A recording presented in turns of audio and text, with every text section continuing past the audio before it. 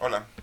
Bueno, pues vamos a leer el día de hoy las lecturas del día 24 de noviembre del 2023, día viernes. La lectura que tenemos es del primer libro de Macabeos, capítulo 4, del 36 al 37 y del 52 al 59. En aquellos días Judas y sus hermanos se dijeron: nuestros enemigos están vencidos, vamos pues a purificar el templo para consagrarlo de nuevo. Entonces se reunió todo el ejército y subieron al monte Sión. El día 25 de diciembre del año 148, se levantaron a romper el día y ofrecieron sobre el nuevo altar de los holocaustos que habían construido un sacrificio conforme a la ley. El altar fue inaugurado con cánticos, cítaras, arpas y platillos, precisamente en el aniversario del día en que los paganos lo habían profanado. El pueblo entero se postró en tierra y adoró y bendijo al Señor que los había conducido al triunfo. Durante 8 días celebraron la consagración del altar y ofrecieron con alegría holocaustos, sacrificios de comunión y de alabanza. Adornaron la fachada del templo con coronas de oro y pequeños escudos. Restauraron los pórticos y las salas y les pusieron puertas. La alegría del pueblo fue grandísima y el ultraje inferido por los paganos quedó borrado. Judas, de acuerdo con sus hermanos y con toda la asamblea de Israel, determinó que cada año a partir del 25 de diciembre se celebrara durante 8 días con solemnes festejos el aniversario de la consagración del altar. Esta es palabra de Dios. Te alabamos, Señor. El Evangelio es de Lucas 19, del 45 al 48. Aquel día Jesús entró en el templo y comenzó a echar fuera a los que vendían y compraban allí, diciéndoles: está escrito, mi casa es casa de oración, pero ustedes la han convertido en una cueva de ladrones. Jesús enseñaba todos los días en el templo. Por su parte, los sumos sacerdotes, los escribas y los jefes del pueblo intentaban matarlo, pero no encontraban cómo hacerlo porque todo el pueblo estaba pendiente de sus palabras. Esta es palabra de Dios. Honor y gloria a ti, Señor Jesús. Bueno, pues la primera lectura que tenemos, que es del libro de los Macabeos, del primer libro de los Macabeos, como yo les había yo explicado en otras lecturas, pues estos dos libros de Macabeos son libros que no tienen los del canon breve ni tampoco los judíos. Nosotros los del canon largo, católicos y ortodoxos y algunas otras iglesias de Occidente sí tienen estos libros.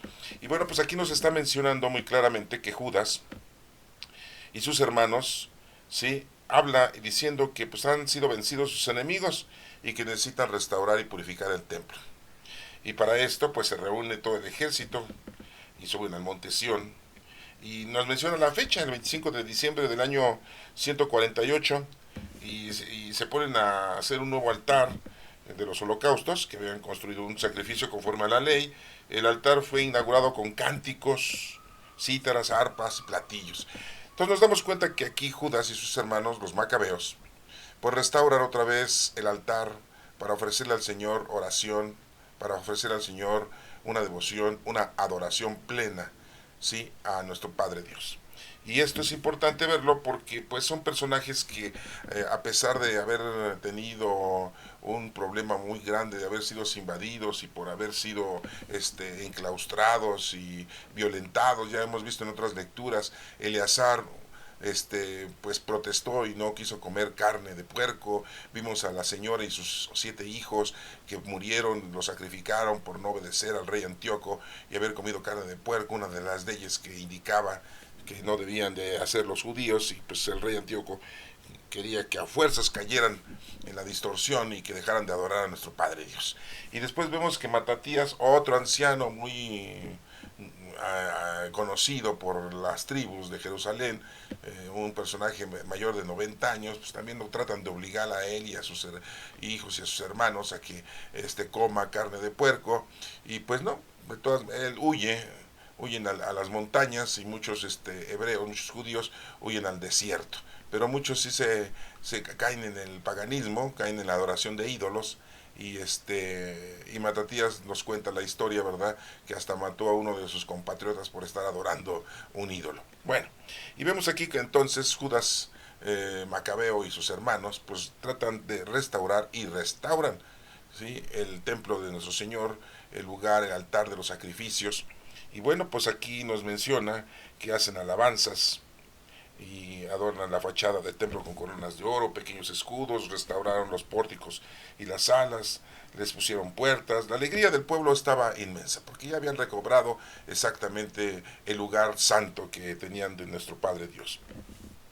Y todo esto parece mentira, pero fue el mismo día en que, con fechas, que habían profanado los paganos el templo. Dice aquí que Judas, que de acuerdo con sus hermanos y con toda la asamblea de Israel, determinó que cada año, a partir del 25 de diciembre, se celebre durante 8 días este festejo, como recuerdo de que habían triunfado sobre sus enemigos y que habían podido restaurar el templo. Hoy en día, nuestro verdadero templo somos nosotros. Nosotros somos templos vivos del Espíritu Santo. Y cómo nosotros restablecemos una unión con nuestro Padre Dios, pues bueno, nosotros los católicos nos reconciliamos con el Señor, pedimos perdón de nuestros pecados, realizamos la institución, la comunión, y le pedimos al Señor que nos perdone nuestros pecados, como lo hacemos en la oración que que nuestro Señor Jesucristo nos enseñó: no nos dejes caer en la tentación y líbranos de todo mal. Sí, así le decimos a nuestro Señor en la oración que Él nos enseñó. Y bueno, pues nosotros este templo lo volvemos a reconstruir cada vez que nos arrepentimos, cada vez de que estamos luchando por no caer en la distorsión, en el pecado. Recuerden que pecado es la ausencia de Dios, ese es el pecado. ¿Sí? Aunque nuestro Señor Jesucristo ya murió por nuestros pecados, lo que tenemos que hacer nosotros es no caer otra vez en la distorsión. ¿Sí? Pero nuestro trabajo es otro. Nuestro trabajo no nada más es estarnos cuidando, no caer en el pecado, no caer en la tentación, no. Nuestro trabajo es ponernos a ayudar a los demás. Recuerden que esa es nuestra forma en que debemos todos los días de ofrecerle al Señor nuestro trabajo, con los dones del Espíritu Santo, con las habilidades que tienes, con las virtudes que tienes, seas profesional o seas un profesionista o no lo seas, tengas un oficio o no tengas un oficio. Tú todos los días, si conoces a Dios, debes de estar ayudando al prójimo. Esa es nuestra tarea, eso es lo que tenemos que hacer todos los días. Recuerda que nosotros no venimos solamente a vivir una forma mundana y terrenal, venimos a vivir de una manera espiritual. Desafortunadamente, pues siempre nos agobiamos, siempre nos entusiasmamos, siempre nos dedicamos nada más a lo material, a lo mundano, a lo terrenal. Es muy bonito, ¿verdad? Darle gusto a nuestros 5 sentidos, a nuestra sexualidad, ¿sí? Y vivir una vida en paz, en armonía, ¿sí? Y muchas veces nosotros decimos, bueno, pues yo vivo muy bien con mi familia, con mi papá, mi mamá, mi esposo, mi esposa, mis hijos, mis nietos, qué bueno, ¿sí? Pero lo importante, hermanos, es que nos pongamos a trabajar, que ayudemos al prójimo. Recuerda que el Señor nos dijo muy claramente: amar a Dios sobre todas las cosas y a tu prójimo como a ti mismo. Y bueno, pues esa es una de las cosas que debemos nosotros de no olvidar. Ese mandamiento, Jesucristo nos dijo que en ese mandamiento se encierran toda la ley de los profetas, ¿sí? Y bueno, vamos a ver ahora el Evangelio en el que nos está mencionando Lucas 19, del 45 al 48, una acción que tiene nuestro Señor Jesucristo, que la hemos visto y la hemos analizado durante mucho tiempo nosotros. La hemos escuchado en misa, la hemos escuchado en las prédicas. Sí, esta lectura la tenemos en Lucas. Recordemos que estamos en el año litúrgico Mateo, pero Lucas nos está colaborando para este año litúrgico, para que se complementen las lecturas y tengamos toda la historia plena y completa.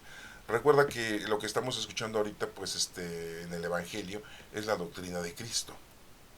Y después hemos escuchado en el Antiguo Testamento el libro de los Macabeos. Sí, esa es la historia de los judíos. Sí, cuando escuchamos a alguno de los profetas mayores o profetas menores, pues estamos escuchando la palabra de Dios. Y cuando estamos escuchando las lecturas de las cartas de Pablo, las cartas de Pedro, las cartas de Juan, o la de los Hebreos, o la de Santiago, o la de Judas, pues nosotros estamos escuchando la doctrina de la iglesia primitiva.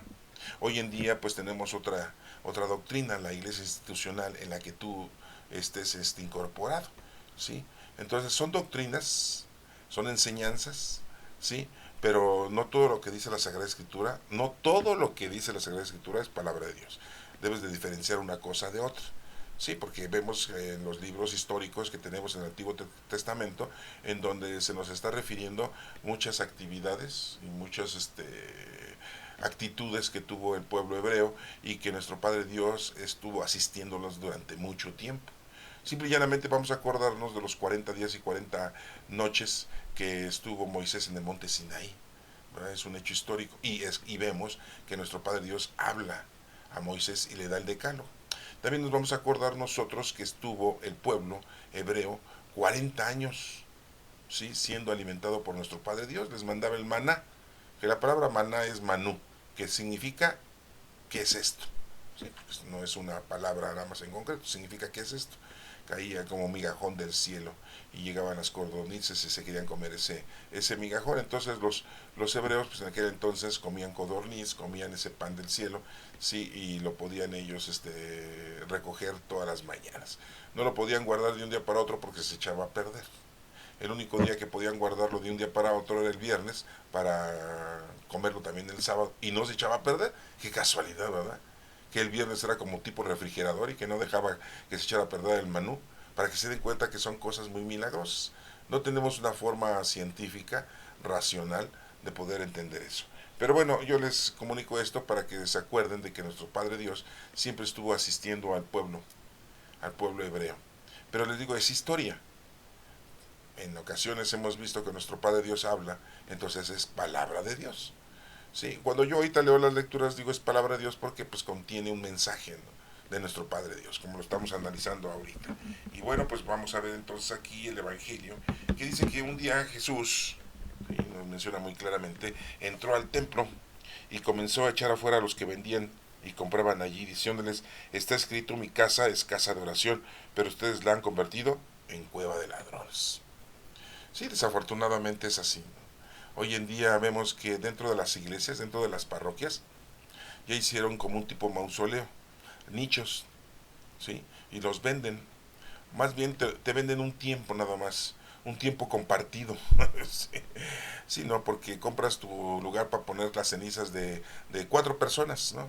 Sí, pero tiene una durabilidad a veces de 25 o 30 años según el contrato que tú haces para comprar un nicho, pero lo que compras es un tiempo.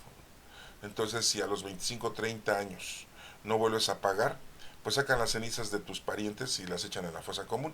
Y ese lugar lo van a volver a vender los próximos sacerdotes y presbíteros. Parece mentira, pero están convirtiendo la casa de nuestro Padre Dios, ¿sí?, en un negocio. Aunque tú lo veas así como, ay, qué bonito, ¿no? Que esté mi familiar ahí dentro de la iglesia, dentro del templo. Pero no, hermanos, es que no podemos hacer negocio. Y Jesucristo aquí muy claramente nos menciona que echó fuera a todos los que vendían y compraban allí. Entonces yo no entiendo por qué lo hace la iglesia católica, la verdad. No, o sea, si lo hace por negocio, pues están mal. Y si lo hacen por ignorancia, pues están mal. Y si lo hacen con conocimiento, pues están peor, ¿no? Entonces, anteriormente estaba prohibido que se incineraran a las personas. La Iglesia Católica no lo permitía. Pero cuando se dieron cuenta que había negocio, pues dijeron, pues de aquí podemos obtener muchas dádivas, mucho dinero, ¿no? Mucha ganancia, y por eso lo permitieron, ¿no? O sea, cambiaron sus reglas. Por eso lo que les digo es doctrina de la Iglesia actual. Eso pues si no existía en la época de la doctrina de la iglesia primitiva con Pablo, con Pedro, con Juan. No existía eso. ¿Sí? Entonces es muy distinta la doctrina primitiva como la doctrina actual que tenemos. Y es muy distinta la palabra de Dios y es muy distinto entender la doctrina de nuestro Señor Jesucristo, que la tenemos pues en 4 evangelios. Ahí la tenemos en 4 evangelios. Bueno, y muy claramente dice, mi casa es casa de oración. Casa de oración, no de venta de sacramentos, no de cobra de misas. Sí, no, porque, o sea, ¿quieres tú que hagan oración por tu difunto? Te cobran. ¿Quieres una misa? Te cobran. Sí, hay misas comunitarias, ¿no? Donde pagas poquito, ¿no? Por ejemplo, puedes llegar y decir, pues quiero una misa comunitaria, 50 pesos. Ah, no, pero si quieres una misa especial y nada más para que mencionen a tu difunto familiar, pues te andan cobrando 500 o 1000 pesos la misa, ¿no? Y no te dan una misa si no la pagas. O sea, Recordemos que pues nuestros sacerdotes y presbíteros, pues ¿quién nos mantiene? Pues nosotros con la limosna y con lo que les pagamos por todo lo que nos venden. Sí, y pues sí necesita mantenimiento la parroquia, la iglesia, el templo lo necesita, entonces nosotros lo pagamos porque nosotros somos los que damos limosna para que se mantenga firme ese lugar. Porque pues aparte tienen que pagarse los impuestos, se tiene que pagar el teléfono, se tiene que pagar el precio, tiene que pagar el agua, tiene que pagarse el gas si es que vive el sacerdote ahí dentro de la iglesia, porque pues muchos no viven ahí, ¿no? Muchos se van con sus familiares a vivir, a pernoctar con su familia. Sí, podría yo decirles que su esposa y sus hijos, pero pues vamos a pensar que es con su papá, con su mamá, con su hermano, con su hermana, con sus sobrinos, ¿verdad? Pero bueno, con su familia, ¿no? Yo estoy en contra del celibato. Los sacerdotes debiesen casarse, ¿sí? Debiesen tener su familia, ¿no? Y pues trabajar, no vivir de la limosna, no vivir de lo que nosotros los mantenemos. Y miren que los mantenemos muy bien, siempre se los he dicho, ¿no? Viven muy bien nuestros sacerdotes. ¿Por qué? Porque somos muy dadivosos nosotros y los mantenemos muy bien. Sí, y tienen mejor ropa que nosotros, mejor carro que nosotros, y pues, si tienen su casa, pues tienen una casa a lo mejor mejor que nosotros, y muchas veces nosotros estamos pagando renta. Pues sí, pero bueno, eso es otro asunto, ¿no? Lo que quede claro es de que pues nosotros sí mantenemos a nuestros sacerdotes. No crean que es de a gratis, ¿no? Sí. Bueno, dice aquí que Jesús enseñaba todos los días en el templo. ¿Sí? Todos los días Jesucristo iba al templo. Sí, como hay gente que se dedica a ir todos los días a misa. Pues qué bueno, ¿no? Qué bonito que vayan a todos los días a misa. Eso es muy importante porque vas a misa o vas a hacer oración. Acuérdate que dijo que nuestro Señor es casa de oración, no de venta de sacramentos, no de administración de sacramentos. Eso pues es la iglesia hoy en día institucional. Pero nuestro Señor dijo, sí, y era una casa de oración para ir a dar gracias a nuestro Padre Dios. Aproximadamente en el año, pues, ¿qué será? Después del año 200, se empezaron a ubicar lugares específicos que eran templos de los cristianos. Ya en el año 335 aproximadamente, pues ya existían tipos iglesias, no como las actuales, ¿no? Pero sí había lugares en donde no eran sinagogas de los judíos, sino eran iglesias ya construidas o que habían sido adaptadas para que la gente cristiana, los seguidores de Cristo, ¿sí? Se reunían a hacer ahí oración, darle gracias a Dios, meditación y cantaban y adoraban a nuestro Señor. ¿Sí? Aproximadamente, pues les digo, en el año 335 aproximadamente. Entonces aquí nuestro Señor Jesucristo nos dice muy claramente de que Él enseñaba, ¿sí? Predicaba la doctrina todos los días en el templo. Dice, por su parte, los sumos sacerdotes y los escribas y los jefes del pueblo intentaban matarlo, ¿sí? Por eso en la lectura de ayer, muy claramente Jesucristo dice, qué tristeza me da Jerusalén. Si verdaderamente se dieran cuenta la salvación que ha llegado a ustedes, pero está oculto a sus ojos, son duros de corazón y de cabeza. Y no lo entienden, no lo comprenden, ¿no? ¿Sí? Y así pasó. Los fariseos y los escribas y los jefes del pueblo, pues tenían conocimiento pleno del Tanaj, ¿no? Del Antiguo Testamento, de la ley de los profetas, y se habían cumplido los profetas, todas las profecías de los profetas se habían cumplido. ¿Cómo es posible que ellos no lo aceptaran? ¿Cómo era posible que ellos no aceptaran a nuestro Señor Jesucristo como el Mesías? Muy claramente decía, Belén, pueblo Belén, el más insignificante, de ahí va a ser nacer. Y se va a llamar Emmanuel, Dios con nosotros, eso significa. Y nace Jesús ahí. Y no se dieron cuenta de eso. Pero como estaba en Nazaret, Jesús, ya grande, pues pensaron, no, pues nació en Nazaret. Pues no, nació en Belén, no en Nazaret. Acuérdense que nació en Belén y ya no regresó José a su lugar de origen, sino Dios le dijo que se fuera a Egipto. Y no crean que fue de entrada por salida, ahí se quedó años. Aproximadamente duró 4, 5, 6 años José, María y Jesús en Egipto. Y ya después cuando se murió Herodes el Grande, pues ya regresó José con María y Jesús ya un poco más grandecito, pero ya llegaron hasta Nazaret y ahí puso su carpintería José, ¿no? Para mantener a su mujer y a su hijo, ¿sí? En ese lapso, para los que dicen que María tuvo más hijos, pues no es cierto, ¿no? Porque muy claramente la Sagrada Escritura nos dice que regresaron de Egipto, se instalaron en Nazaret, nos hubieran dicho, y ya venía con otra prole María y José, ¿verdad? Ya tenía otros hermanitos de Jesús, y no nos lo dice nada de eso. Sí, tengamos mucha observancia en esos detallitos para que lo tengan ustedes muy en cuenta. Y después nos menciona aquí que pues trataban de matarlo, pero no encontraban cómo hacerlo. Pues no, porque la gente, tanta gente lo protegía a nuestro Señor Jesucristo, tanta gente lo seguía, que en cualquier intento de que lo quisieran aprender o de hacerle daño, pues la gente se iba a aprender, ¿no? Y necesitaban muchos guardia del Sanedrín para poder repeler la agresión. Es muy importante eso también verlo, ¿eh? Porque muchas veces nosotros pensamos que nada más seguían a nuestro Señor Jesucristo 15, 20 personas. No, eran cientos de personas. Acuérdense que en una ocasión les dio de comer a 5,000 hombres sin contar mujeres y niños. Y en otra ocasión le dio a 4,000 hombres sin contar mujeres y niños. En una de 5,000 sobraron 12 canastos de pan, ¿sí? Y en la que les dio a 4,000 sobraron 7 canastos de pan, ¿sí? Fíjense, es o sea que la acción milagrosa, ¿no?, de nuestro Señor, la multiplicación de los panes, como vulgarmente le decimos, ¿no? Y bueno, hermanos, pues espero que esto les haya a ustedes dado interés para que se den cuenta que nuestro Señor Jesucristo pues muy claramente nos dice que el templo hoy en día somos nosotros, y es un templo de oración. Si van ustedes a una construcción, pues vayamos con alegría de ofrecerle al Señor nuestro amor, nuestra adoración, nuestras alabanzas, ¿sí?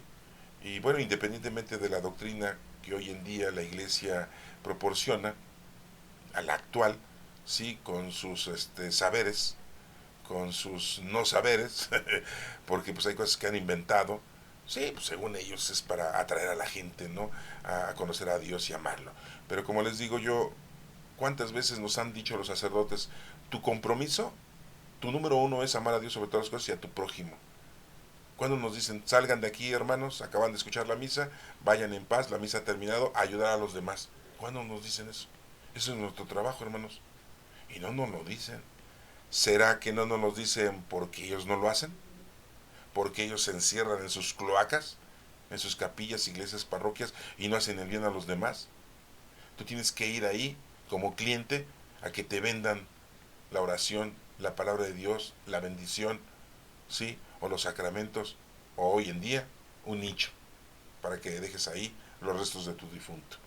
Bueno, hermanos, hagan oración por mí y yo hago por ustedes. Que Dios los bendiga.